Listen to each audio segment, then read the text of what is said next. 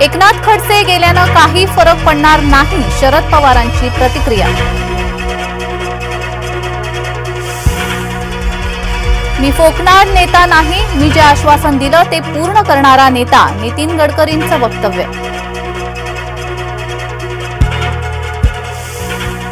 कराड येथील सभास्थळाची उदयनराजेंकडून पाहणी, पंतप्रधान मोदींची 30 एप्रिलला होणार सभा।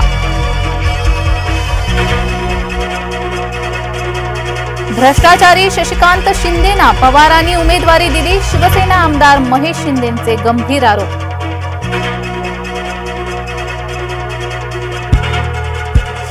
मोदी शाह देवाच्या नावानं मतं मागतायत ते चालतं का? उद्धव यांनी दाखवला अमित शाह यांच्या भाषणाचा व्हिडिओ।